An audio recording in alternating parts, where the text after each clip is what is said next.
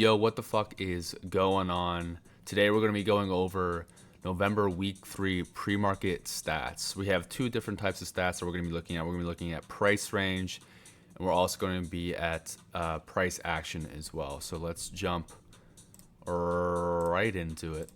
We're going to start with price range. So basically I segmented this thing into three different categories. I have under a dollar here, I have from 1 to 3 and over 3. So this helps me categorize what price ranges are moving. The 1 to 3 is a little bit arbitrary, but to me, once you get over 3, it moves a certain way. From 1 to 3, it moves a certain way, and then sub-dollar pennies also move differently. So that's kind of how I broke it up.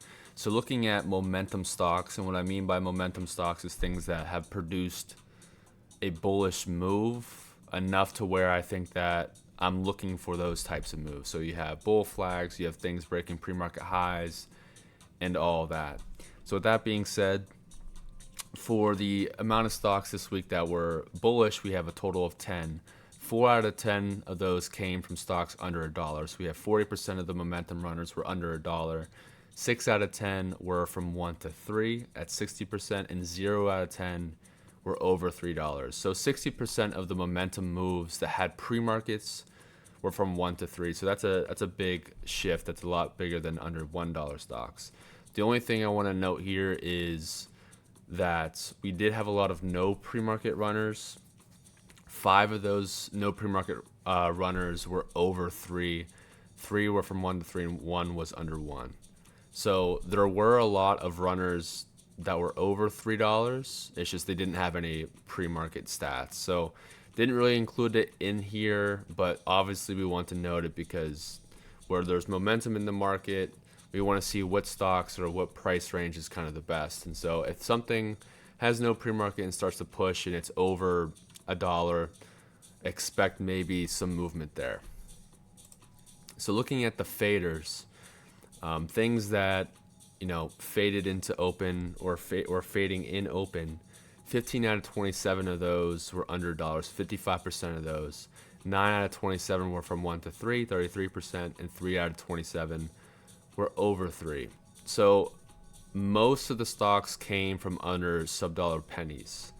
So that is something to note as well, in that penny stocks have been weaker in general. And so if we compare these stats and look at specifically from Momo to faders, add those up and see, which ones are moving the most. We have under $1 chances of being. So if you see something on Monday, we come into Monday and say, okay, here's the list. We have this amount of stocks under a dollar. We can assume, well, not assume, but we can predict that 20% of the stocks under a dollar are going to move. From 1 to 3, our chances are 40% for momentum, and then from over 3, 0%. So again, this over $3 is kind of skewed because we have stocks that ran that were over $3, but they just didn't have a pre-market. So, but the stocks that did have a pre-market that were over 3 did not run, so 30% there.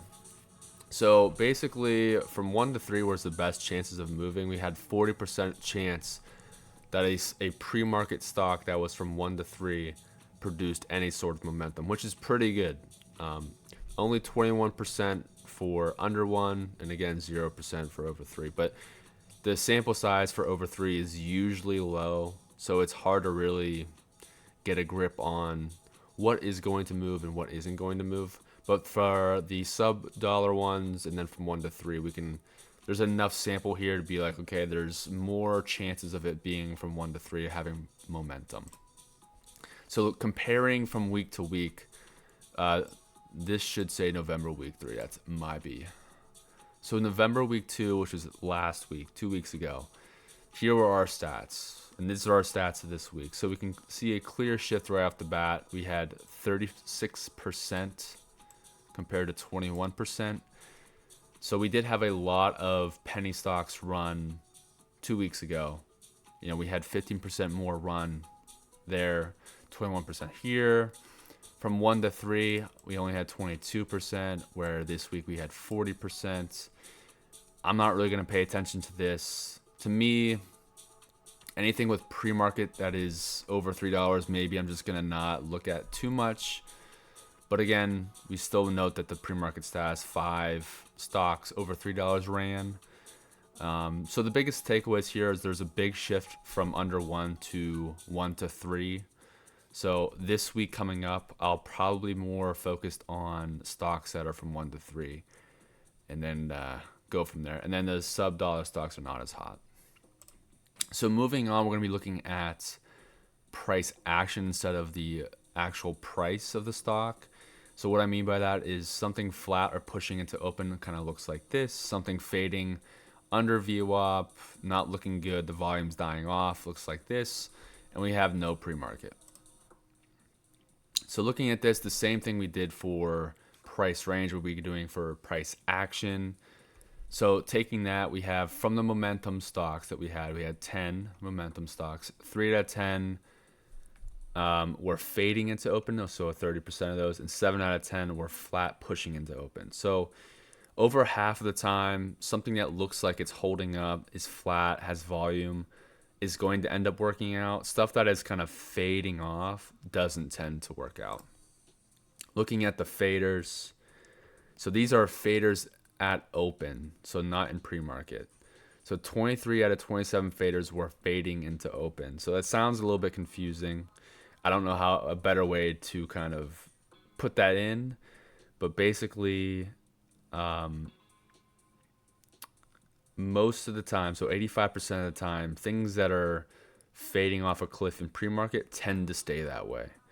Whereas 4 out of 27 faders were flat into open. So basically, we want to, again, this confirms the fact that we want to see something pushing into open or flat into open.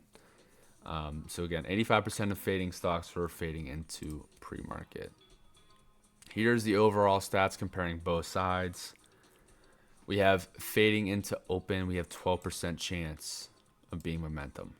So anything that looks like shit in pre-market is going to pretty much be shit in open market. We only have 10% of the time, which is very low. Where in contrast, we have 64% of the time things that are flat or pushing into open tend to produce momentum, which is a crazy swing. So looking at it from week to week, again, we have November week 2, November week 3. We can see very kind of similar results. It did, fading into open did dip a little bit, but this is expected. You know, it's only 8% chance difference. We also have 58% here for flat into open and 64. So this week, more on the side of if it is fading into open, there's a bigger chance of it fading. If it looks good in pre-market, it's probably going to be good in open market as well. So that is pre-markets. This is going to help us kind of get a understanding of, once we do our pre-market prep for Monday, what to expect going into open. And that is all I have today. Peace.